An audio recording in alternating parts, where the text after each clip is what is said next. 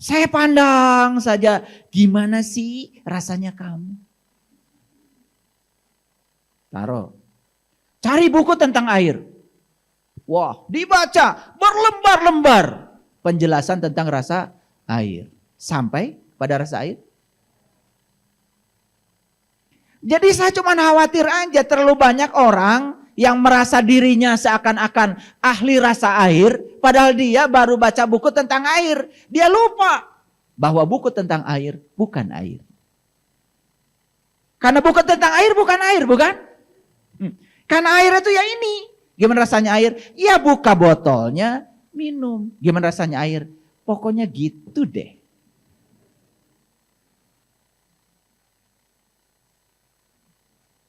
Nah kemudian ada yang bertanya, Pak, air yang Bapak minum gimana rasanya? Ya saya kasih air aja daripada saya menjelaskan, repot-repot. Begitu saya tanya lagi, gimana rasanya air? Pokoknya gitu deh. Nyampe. Kan lucunya sekarang ini, waduh ya, banyak yang ngajarkan sifat-sifat Allah, nama-nama Allah. Kayak dia itu udah merasakan aja. Padahal baru baca dari buku. Lalu muncullah yang namanya pikiran-pikiran gelap kita masuk di situ. Allah saja dijelaskan. Dia yang tak terjelaskan mau dicoba dijelaskan dengan pikiran yang terbatas. Bagaimana mungkin yang tak terbatas dijelaskan dengan pikiran yang terbatas? Dan selama ini di majelis taklim banyak membicarakan Allah. Apakah yang dibicarakan Allah? Bukan. Yang dibicarakan adalah persepsi masing-masing pembicara terhadap Allah. Apakah persepsi tentang Allah itu Allah?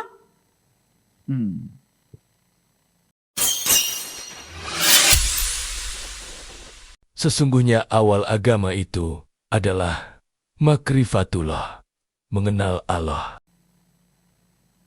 Segala puji hanya milik Allah, sang keberadaan, sang kehadiran, yang sekarang mewujud dalam diri kita sebagai nafas kita. Nafas itu tidak bisa dibeli dengan uang. Seberapa banyak pun seseorang punya kekayaan, dia tidak bisa membeli nafas. Bikin rumah sakit bisa, tapi membeli nafas tidak bisa.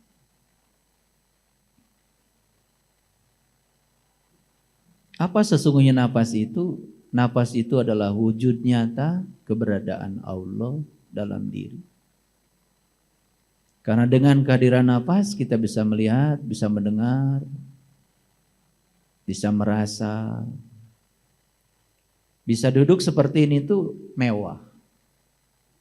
Karena suatu saat kita tidak akan bisa duduk seperti ini lagi. Merasakan sentuhan air saja saat kita sedang cuci tangan di wastafel, bagi saya itu mewah. Karena suatu saat air akan menyentuh tubuh kita dan kita tidak merasakan lagi sensasinya. Bisa mendengar suara-suara orang, baik itu yang marah, yang menyanjung, bagi saya itu mewah. Karena suatu saat kita punya telinga dan tidak akan bisa mendengar mereka lagi. Mendengarkan suara tangisan anak kita, cucu kita, bagi saya itu mewah. Karena suatu saat kita tidak bisa mendengar lagi. Kalau semua orang sadar bahwa apapun yang kita rasakan saat ini, di sini sekarang itu adalah sebuah kemewahan.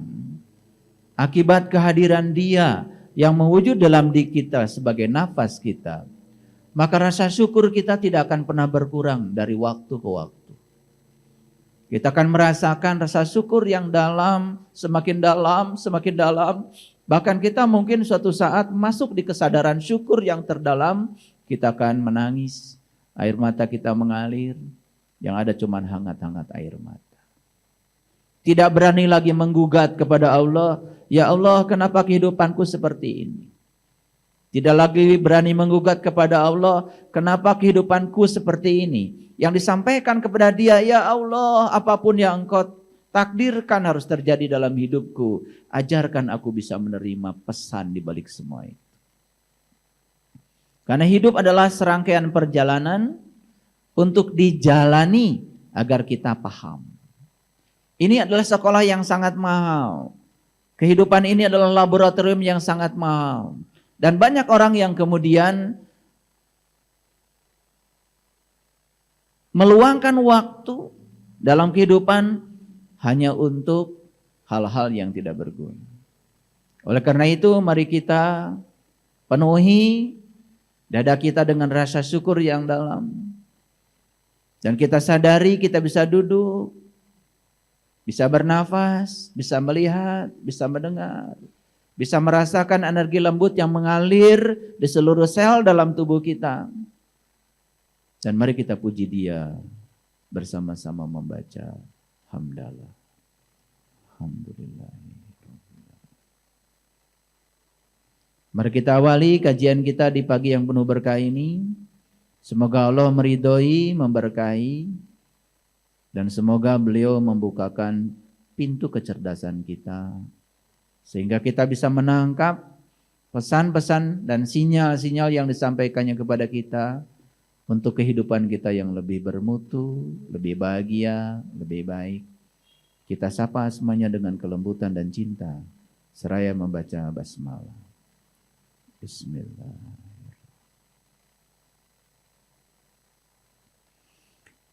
Membacakan bismillah dan alhamdulillah dengan kesadaran penuh, itu nilainya dahsyat.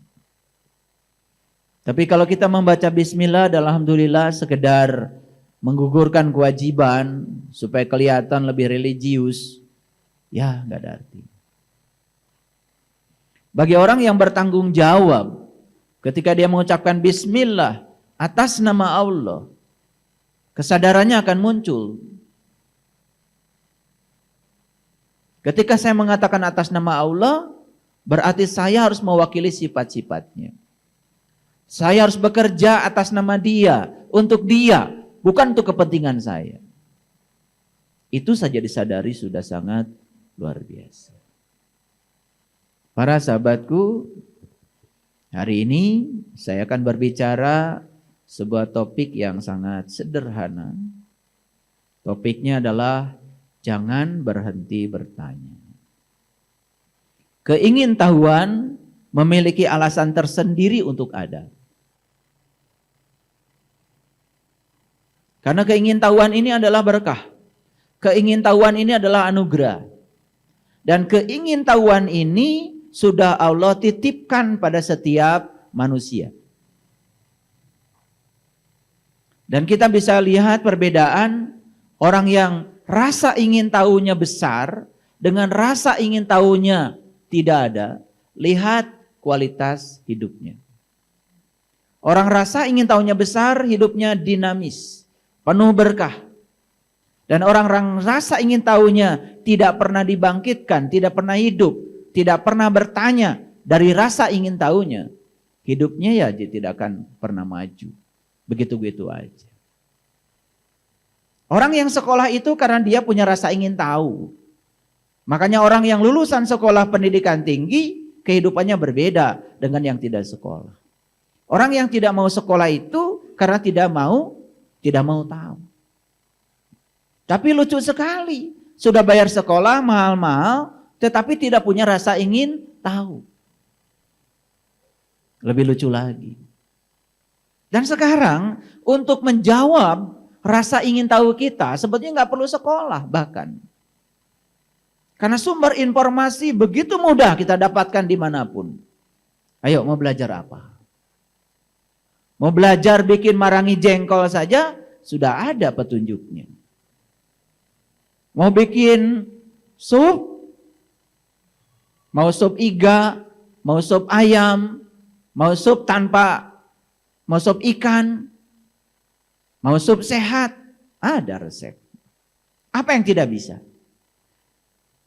Jadi sebetulnya kalau kita ingin hidup kita bermutu dan berkualitas, maka satu saja, rasa ingin tahu yang menggebu-gebu dalam diri kita itu jangan pernah dibunuh. Dan semua peradaban berasal dari rasa ingin tahu yang tumbuh. Semua peradaban dimulai oleh satu pertanyaan. Dan saya sering mengatakan, siapapun yang melemparkan pertanyaan kepada semesta, seperti seorang nelayan yang melemparkan kail berumpan ke laut. Ada harapan dapat ikan. Bahkan saya sering mengatakan berulang kali dalam kajian-kajian saya, siapapun yang selalu melemparkan pertanyaan ke semesta, maka semesta akan menitipkan jawabannya bagi dia. Dan jawaban hanya akan dititipkan kepada mereka yang bertanya. Dunia pendidikan di seluruh dunia itu mengalami transisi, mengalami inovasi. Sehingga model-model pembelajaran di dunia pendidikan seluruh dunia yang diusung itu namanya PBL. Problem Based Learning. Pembelajaran berbasis problem. Artinya pembelajaran itu harus diawali dengan sebuah pertanyaan. Dan kalau tidak ada pertanyaan, tidak ada kegiatan apapun yang bisa dilakukan di kelas untuk menjawab pertanyaan. Makanya dalam dunia pendidikan yang namanya pembelajarannya 3 aja. Pendahuluan bertanya, kegiatan inti menjawab pertanyaan, dan kegiatan penutup kalau sudah menjawab pertanyaan, hasil jawaban kita mau diapakan. Itu saja. Tapi kemudian diperumit ya dengan berbagai macam keruwetan, akibatnya banyak yang tidak tahu esensi dari pembelajaran.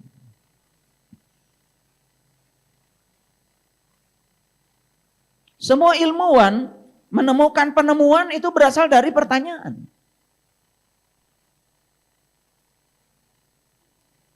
Orang bikin skripsi, bikin tesis, bikin disertasi, dimulai dari pertanyaan. Bahkan pertanyaan terus dirumuskan dalam sebuah rumusan masalah. Dan rumusan masalah itu wujudnya apa? Wujudnya adalah pertanyaan. Kalau tidak ada rumusan masalah, tidak ada penelitian. Tidak ada rumusan masalah, nggak ada skripsi, nggak ada tesis, nggak ada disertasi. Tidak ada semua itu. Dan itu bukan hanya di kelas sebetulnya. Itu harus terjadi dalam kehidupan. Apapun dalam hidup, pertanyakan.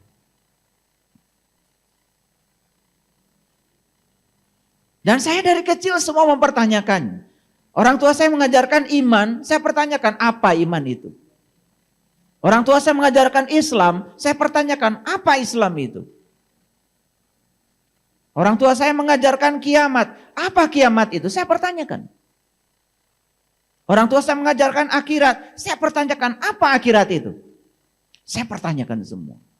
Dan ternyata begitu dipertanyakan semua yang dipertanyakan itu akan mewujud menjadi aliran jawaban. Jadi apa masalah kita dalam hidup ini? Masalah kita dalam hidup ini adalah kita tidak pernah mempertanyakan sesuatu, terlalu percaya dengan apa yang orang katakan tentang sesuatu. Betul? Nah sekarang mari kita bangkitkan dalam diri kita. Yuk kita pertanyakan semuanya. Waktu saya diajarkan rukun iman, iman pada Allah. Saya pertanyakan gimana caranya supaya saya bisa iman pada Allah. Saya pertanyakan apa imannya, saya pertanyakan juga Allah itu apa. Orang yang sudah tinggi tingkat kesadarannya tidak pernah bertanya Allah itu siapa. Karena siapa itu mengacu kepada sebuah sosok. Dan Allah bukanlah suatu sosok. Makanya saya pertanyanya, apa Allah itu? Saya harus iman pada malaikat. Apa malaikat itu? Saya harus iman kepada Rasul. Apa Rasul itu? Saya harus iman pada kitab. Apa kitab itu? Apa seperti yang dipahami orang? Saya harus iman pada takdir, qada dan qadar. Apa itu? Saya harus iman pada hari kiamat. Apa hari kiamat itu? Saya pertanyakan semua. Dan karena semua dipertanyakan, maka semesta mengalirkan jawaban yang pasti. Pasti. Dan siapapun yang tidak pernah mempertanyakan, tidak akan pernah punya pengetahuan baru. Karena semua hal baru, pengetahuan baru, berasal dari sebuah pertanyaan. Mari kita lihat contoh sederhana.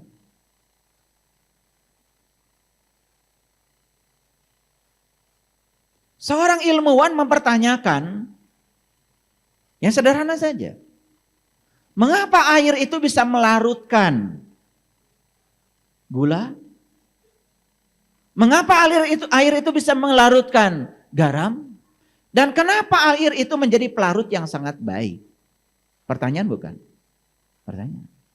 Karena ada pertanyaan mereka melakukan penyelidikan. Akhirnya ketemu, oh ternyata air itu molekulnya adalah H2O. Ternyata air itu disusun oleh atom H dan O. Ada 2 atom H dan 1 atom O. Ditemukan lebih lanjut lagi, oh ternyata air itu pusat muatan positif dan negatifnya itu tidak selalu berada di satu titik. Oh ternyata air itu merupakan molekul alami yang sudah terpolarisasi secara alami. Tanpa medan listrik, tanpa medan magnet, dia sudah mengalami polarisasi. Apa akibat terpolarisasi? Akibatnya molekul air itu menjadi molekul yang sangat aktif. Karena dia molekul yang sangat aktif, maka molekul air itu terus bergerombol. Karena dia bergerombol tidak pernah diam. Apapun yang dilarutkan pada air, mudah larut dalam air. Jadi bermula dari satu pertanyaan sederhana. Terus dikembangkan, terus dikembangkan, terus dikembangkan, terus dikembangkan. Sampai akhirnya, kalau molekul air bergerombol, ada apa dengan molekul air? Ilmuwan terus bertanya, oh kalau dia bergerombol, berarti dia memiliki energi. Karena setiap yang bergerombol, pasti menyumbang energi. Bagaimana kalau energi itu kita bisa curi dari air yang sedang bergerombol? Gimana caranya? Kemudian orang berpikir, ketika fisika sudah memasuki pada etapa baru yang namanya fisika kuantum, segala sesuatu dipandang sebagai gelombang, sebagai energi, sebagai frekuensi, sebagai vibrasi. Apa yang terjadi di situ? Orang mulai memahami, oh jangan-jangan untuk memecahkan gerombolan air ini perlu dikasih energi. Maka orang mulai berpikir, gimana kalau kita kasih gelombang? Gelombang dengan frekuensi berapa? Panjang gelombangnya berapa? Kecepatan berapa yang bisa memecahkan gerombolan air? Diselidiki terus, ketemulah yang namanya gelombang pendek, microwave. Bukan sekedar itu, dia menemukan panjang gelombang berapa yang bisa merontokkan gerombolan air. Ketemu panjang gelombangnya sekian meter. Diciptakan alat namanya microwave. Setelah diciptakan alat yang namanya microwave, sekarang kita menikmatinya. Masukkan makanan yang mengandung air ke dalam microwave. Pencet. 2 menit, 3 menit, makanan kita sudah panas. Gara-gara ada air. Jadi semua pertanyaan itu akan berujung pada peradaban. Setiap pertanyaan akan berujung kepada penemuan. Dan penemuan dimulai dari sebuah pertanyaan. Jadi kalau orang tidak pernah bertanya, jelas tidak akan menemukan apapun dalam kehidupan. Yuk, betapa enaknya ya pagi-pagi sarapan, ingin rotinya panas, ingin buburnya panas, ingin sayurnya panas, tinggal buka microwave, kemudian kita masukkan, pencet, 2 menit, 3 menit, sudah panas.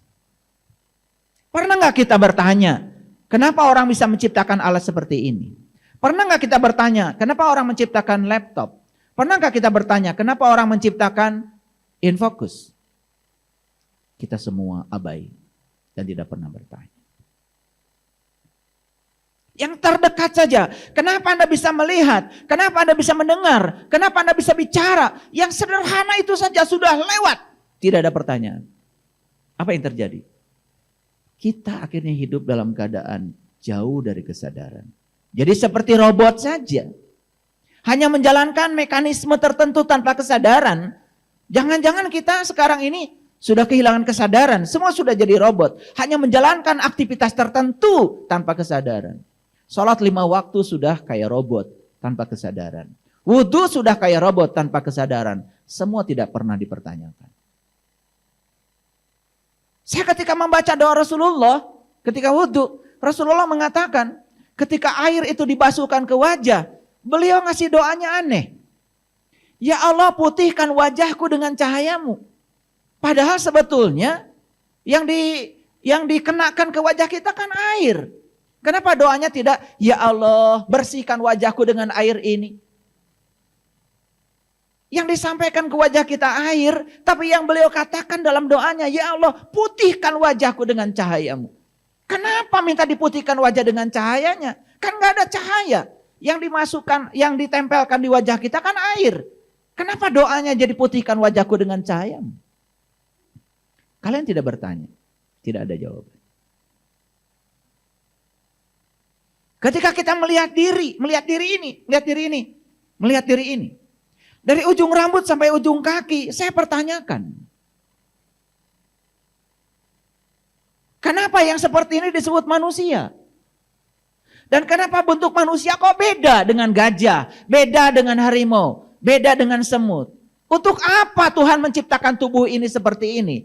Tidak mungkin sekelasnya beliau itu tidak merancangnya dengan penuh rencana. Apalagi ketika kita dibimbing oleh Al-Quran. Quran mengatakan, huwaladzi yusawwirukum fil arham kaifa yasha. Dialah Tuhan yang telah menciptakan segala sesuatu dengan penuh rencana. Kalau dia menciptakan sesuatu dengan penuh rencana, harusnya pertanyakan, kenapa jari saya kok tidak sama panjang? Kenapa jaraknya pun tidak sama? Tidak mungkin dia menciptakan ini tanpa rencana. Apa rencana beliau dengan semua ini? Karena saya pertanyakan, saya mendapatkan jawaban dari semua. Dari ujung rambut sampai ujung kaki, ternyata semua itu luar biasa. Semua penuh dengan rencana. Jadi kenapa saya bisa baca data karma seseorang? Karena saya mengawali semua dari pertanyaan. Kenapa wajah manusia berbeda? Dari situ aja pertanyaan. Coba, kita melihat wajah-wajah berbeda. Pernah bertanya? Enggak pernah bertanya. Makanya tidak ada jawaban bagi Anda yang tidak pernah bertanya. Tapi kalau kita pahami, kenapa Tuhan menciptakan wajah-wajah berbeda? Model manusia semuanya sama. Saya tidak berbicara cantik atau ganteng, itu soal selera. Tapi modelnya sama. Telinga kita ditaruh di sini. Mata kita ditaruh di sini, semuanya sama. Cuman ada yang telinganya lebar, sempit, itu perkara lain. Ada yang matanya belotot, kemudian ada matanya sipit, itu perkara lain. Tapi modelnya sama. Dari situ saya dapat jawaban. Ternyata apapun keyakinannya, apapun agamanya, dengan melihat model manusia yang sama, sebetulnya jalan menuju Tuhan itu untuk setiap manusia sama. Tetapi ekspresi setelah dia sampai kepada Tuhan yang namanya ibadah syariat kemudian berbeda-beda. Di Quran sendiri Allah mengatakan di setiap zaman yang namanya ibadah syariat itu beda. Syariatnya Nabi Adam sampai Nabi Muhammad syariatnya berbeda. Tapi yang disembah bukannya Tuhan yang sama. Ini yang pernah haji. Kalian yang haji 2 kali. Agak berbeda waktunya. Dulu lempar jumroh, itu kan ada kayak sumur begitu. Kemudian di tengahnya ada pilar. Dan pilar itu yang dilempari. Dan kenapa dirubah sekarang? Tidak melempari pilar segitulah. Dan kenapa sekarang jadi melempar dinding, tidak melempar pilar itu? Karena setelah dicoba, ternyata madorotnya banyak. Ini bentuknya lingkaran, yang ini pilar. Dan kita anggap setan itu ada di pilar itu, bukan? Yang sini bernafsu sama setan, kemudian melemparnya kuat sekali. Puh! Ternyata batunya kena kening yang sebelah sana. Yang sebelah sana kan lebih nafsu lagi. Ambil batu lebih gede lagi. Puh! Gitu. Akhirnya terjadilah lemparan-lemparan batu antara setan dengan setan. Karena madorotnya luar biasa, sekarang diganti pakai dinding. Jadi melempar dinding, itu kan dirubah syariatnya. Lah karena kita menjadi alergi ketika ada perubahan syariat. Kenapa kita? Yang alergi itu karena kita tidak mau belajar. Itu saja. Paham maksud saya? Ini contoh saja. Karena saya harus kasih contoh supaya ngerti. Kalau nggak kasih contoh nanti saya disangka ngarang. Gitu. Paham maksud saya? Oke. Jadi apapun harus dipertanyakan. Ketika Isaac Newton menemukan hukum gravitasi dan kemudian hukum dia itu digunakan oleh Kepler dan ahli-ahli fisika yang lain. Dan kemudian bisa menghitung berapa hari sih bumi mengitari matahari. Sampai sekarang secara presisi kita tahu kapan gerhana matahari total, kapan gerhana bulan total. Kita bisa menghitung itu gara-gara Newton menemukan hukum gravitasi. Tapi baca pernyataan Newton. Hukum gravitasi hanya bisa menghitung gaya tarik antar planet, antar bintang.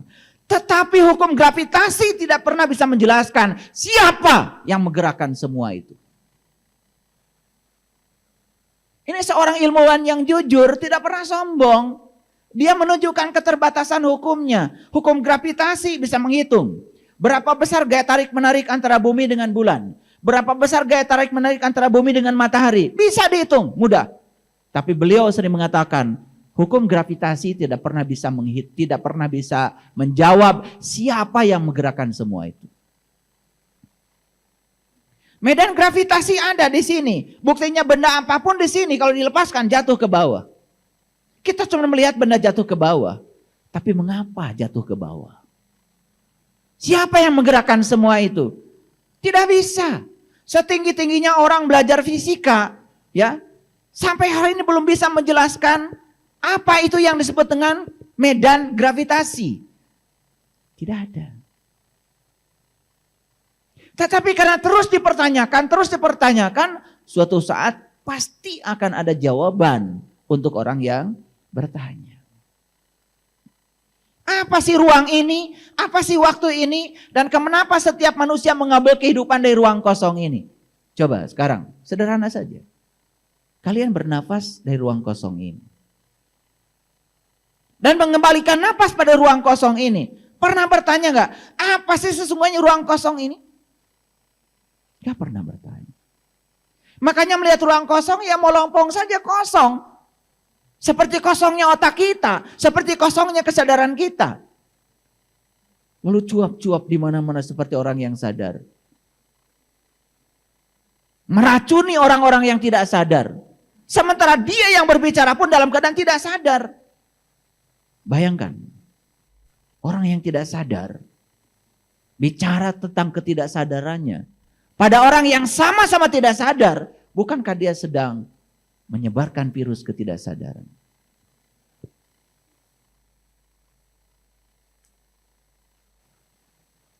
Coba. Orang menceritakan nanti di akhirat begini, begitu, begini, begitu. Dia sendiri belum pernah ke sana.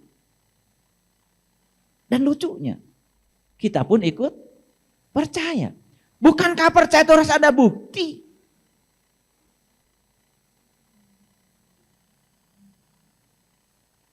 Pertanyaan saya sederhana.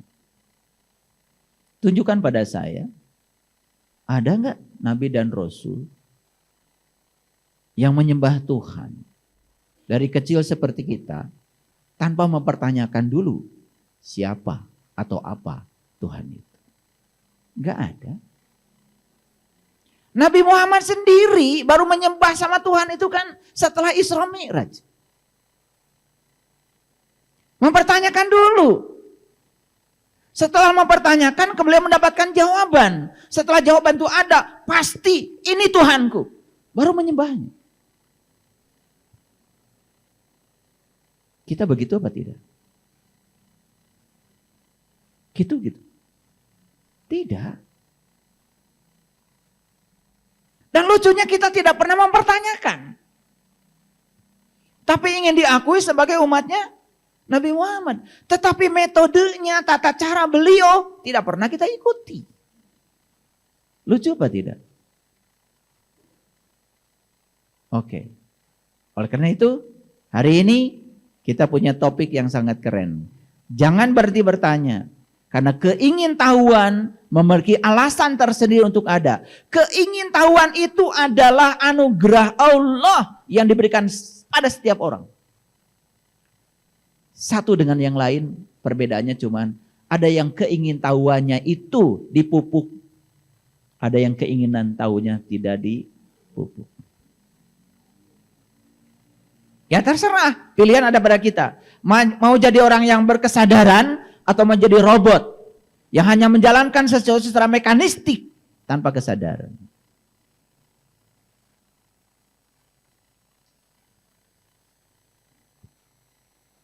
Apa sesungguhnya rasa ingin tahu itu? Rasa ingin tahu atau sering disebut dengan keingintahuan, bahasa Inggrisnya adalah curiosity, merupakan keinginan untuk menyelidiki dan mencari pemahaman terhadap rahasia alam. Jadi apa? Rasa ingin tahu. Keingintahuan itu apa? Keinginan untuk menyelidiki dan mencari pemahaman terhadap rahasia alam. Jadi kita harus kembali lihat tadi diskusi. Allah menyatakan begini. Aku adalah suatu perbenaran yang tersembunyi. Aku ingin agar aku dikenali. Maka aku ciptakan semesta ini agar dengan semesta ini kalian bisa mengenali aku. Jadi sebetulnya semesta ini diciptakan oleh Tuhan hanya satu tujuan, agar kita mengenalnya. Bahkan dalam bahasa diskusi, Allah sendiri mengatakan, fa'ahbabtu an u'rifa. Aku rindu untuk dikenal. Jadi beliau itu rindu untuk dikenal. Saking rindunya untuk dikenal, maka beliau menciptakan alam semesta ini. Jadi sebetulnya alam semesta ini ada, tujuannya cuma satu, agar kita bisa mengenali Dia. Pertanyaannya, ada nggak rasa ingin tahu yang dalam untuk tahu rahasia semesta ini? Ada?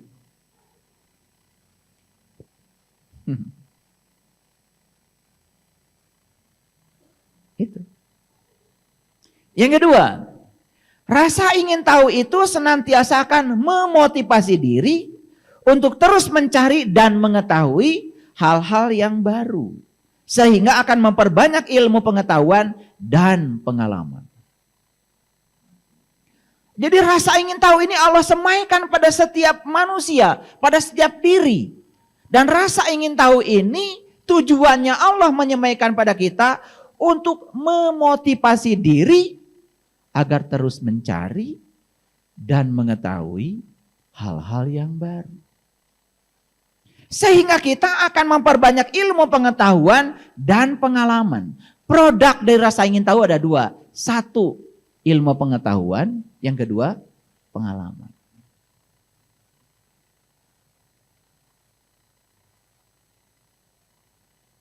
Makanya setelah Al-Fatihah, surat kedua kan Al-Baqarah. Al-Baqarah dimulai dengan apa? Alif, lam, mim. Dibacanya alif, lam, mim. Kalau saya ditanya, apa sih artinya alif, lam, mim? Jawaban saya sederhana. A, la, mi.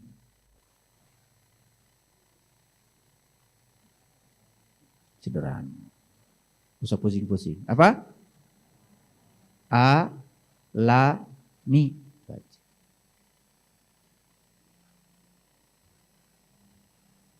Karena siapapun yang mengalami pasti paham.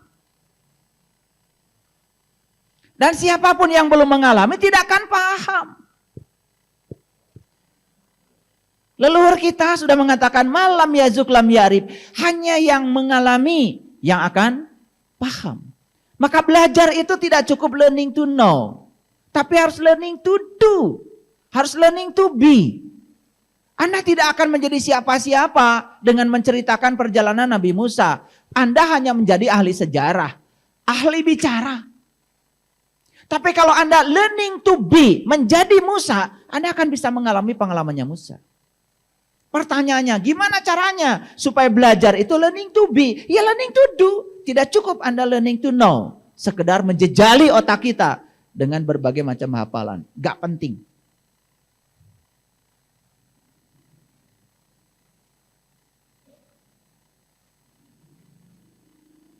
Jadi alif lam mim apa?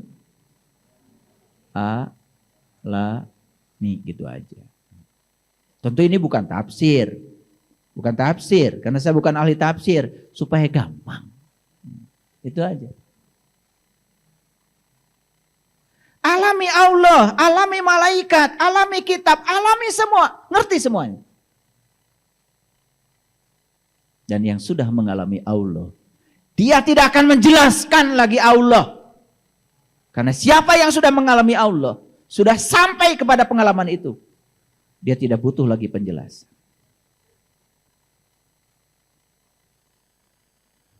Air ini ada rasanya? Ada rasanya? Masa nggak ada rasanya? Ya ada. Rasa apa? Rasa air. Gitu aja pusing.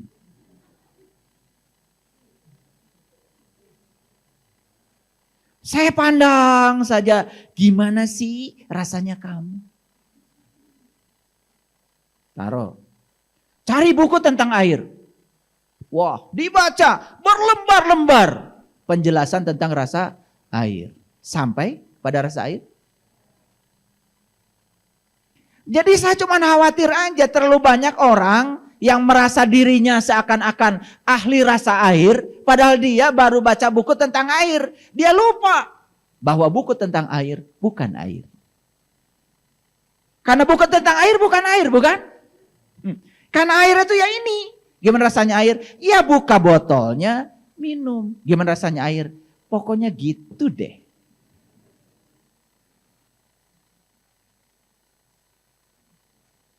Nah kemudian ada yang bertanya, Pak, air yang Bapak minum gimana rasanya? Ya saya kasih air aja daripada saya menjelaskan, repot-repot. Begitu saya tanya lagi, gimana rasanya air? Pokoknya gitu deh. Nyampe. Kan lucunya sekarang ini, waduh ya, banyak yang ngajarkan sifat-sifat Allah, nama-nama Allah. Kayak dia itu udah merasakan aja. Padahal baru baca dari buku. Lalu muncullah yang namanya pikiran-pikiran gelap kita masuk di situ. Allah saja dijelaskan. Dia yang tak terjelaskan, mau dicoba dijelaskan dengan pikiran yang terbatas. Bagaimana mungkin yang tak terbatas dijelaskan dengan pikiran yang terbatas? Dan selama ini di majelis taklim banyak membicarakan Allah. Apakah yang dibicarakan Allah? Bukan. Yang dibicarakan adalah persepsi masing-masing pembicara terhadap Allah. Apakah persepsi tentang Allah itu Allah? Ini agak dalam sedikit ngaji hari ini ya. Biar mikir. Karena selama ini kan ngaji gak pernah mikir. Paham sampai sini? Jadi pengalaman itu yang paling penting. Maaf ya. Dalam satu sesi pelatihan buka mata kolbu, peserta menggigil. Wah, menggigil. Hebat menggigil. Terus dia nanya sama saya. Kok tadi waktu saya sedang memasuki kesadaran tertinggi saya, kok saya menggigil? Jawaban saya sederhana kan? Pernah dengar gak? Nabi Muhammad ketika di Gua Hira, ketika mendapatkan pengalaman spiritual pertama kali, bukankah beliau menggigil? Dan minta diselimuti oleh istrinya. Oh, begitu. Sudah, saya tidak menjelaskan lagi. Tidak perlu menjelaskan kenapa menggigil. Repot saya. Dan kata-kata saya tidak akan cukup untuk menjelaskan menggigil adalah repot. Betul Pak Tis? Kita ini selama ini tertipu. Tertipu sama orang-orang yang kelihatannya seperti pandai karena banyak menjelaskan. Padahal yang dia jelaskan bukan sesuatu yang terjelaskan. Ngerti sampai sini? Jadi gimana rasanya Allah? Gitu deh. Siapa yang bilang begitu? Yang sudah merasakan tauhid yang sebenarnya. Yang sudah bisa meleburkan diri kepadanya. Selesai kata-kata. Maka orang yang sudah tahu, dia akan berhenti bicara. Makanya orang yang tahu itu diam. Dan orang yang bicara itu tandanya dia tidak tahu. Seperti saya. Hati-hati dengarkan saya. Karena saya banyak bicara bukan? Itu tanda saya tidak tahu.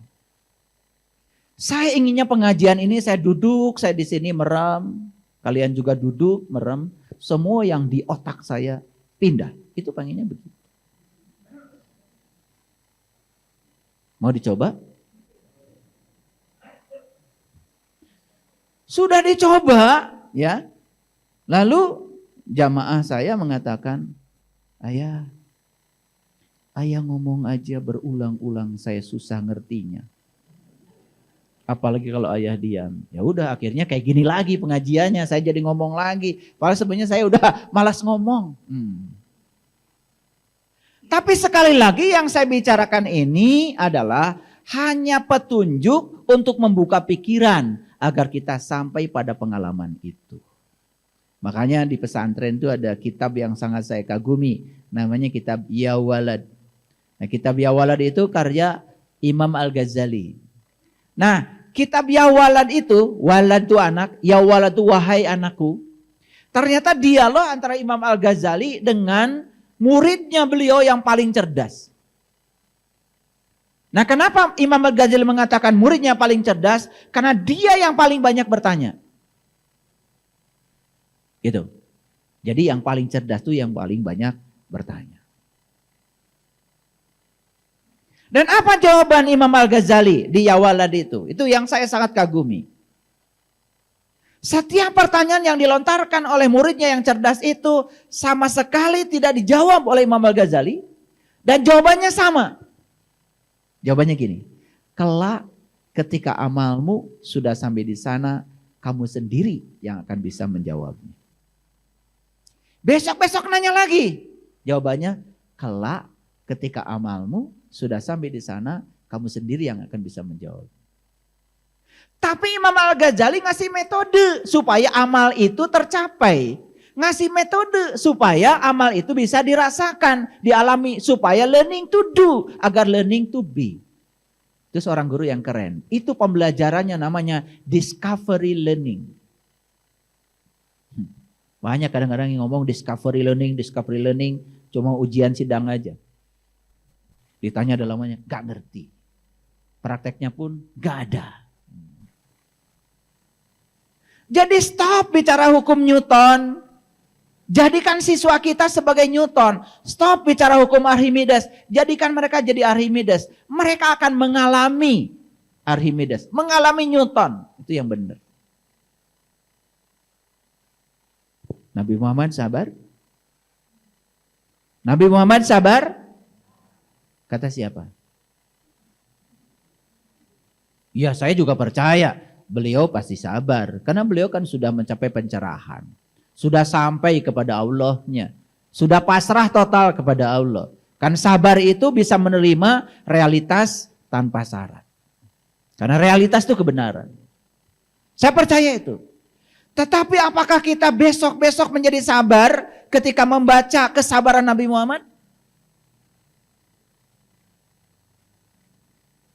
Bukankah dari dulu juga kalian suka membaca sejarah Nabi Muhammad sabar? Apa kalian jadi sabar? Jujur dong. Ternyata membicarakan kesabaran beliau tidak akan membuat kita jadi sabar. Lalu apa yang harus kita pelajari? Pelajari kenapa beliau bisa sabar. Daripada bicara kesabaran beliau terus menerus. Sudah pasti beliau udah mencapai itu. Tetapi mengapa beliau sabar? Coba cari asalnya. Itu yang saya pelajari. Oh ternyata beliau sabar itu karena apa? Beliau itu berusaha untuk mengenal Tuhannya. Sampai beliau bisa memanunggal bersama Tuhannya. Sehingga sifat Allah yang maha sabar, sifat Allah, tercelupkan ke dalam dirinya Muhammad menjadi sabar. Oh berarti kalau saya ingin sabar, saya pun harus ngikuti metodenya beliau. Gimana caranya saya bisa memanunggal dengan Allah saya, Tuhan saya, yang lebih dekat kepada saya daripada urat nadi leher saya. Itu apa tidak belajarnya? Pasti nggak begitu. Pasti nggak begitu. Yang penting kalian udah pengajian dan dapat pahala. Itu kan? Kalau ditanya pahala itu apa? Gak ngerti juga. Ya jangan-jangan kan kalian kayak gini ya. Saya pernah tanya tuh orang yang selalu nawarin pahala sama saya. Saya tanya, pahala itu apa? Gak ngerti. Diam 1000 bahasa. Padahal kemana-mana dia sudah obral itu yang namanya pahala. Tapi ketika saya tanya pahala itu apa? Barangnya seperti apa? Tunjukkan sama saya. Bingung dia. Yang lucu itu banyak yang belum lihat barangnya, tapi percaya. Saya percaya pahala itu ada, karena itu dikabarkan oleh Allah. Falahum ajrun ghairu mamnun, ada. Tapi lihat bahasa Arabnya, apa pahala? Ajrun. Ajrun itu berarti zarah. Zarah itu sesuatu yang mewujud, nyata. Kalau Anda belajar ilmu, pahalanya apa? Anda naik derajatnya. Hari ini banyak orang yang ingin mendapatkan pencerahan dari Anda. Itu pahala. Pahala itu dirasakan sekarang loh, bukan nanti. Coba kalau Anda berbuat baik kepada orang lain, bahagia nggak Anda? Lah itu pahala. Anda bahagia setelah melihat orang lain bahagia. Kapan dirasakannya? Sekarang. Nanti, ya urusan nanti. Kan hidup itu di sini saat ini sekarang. Besok belum tentu hidup.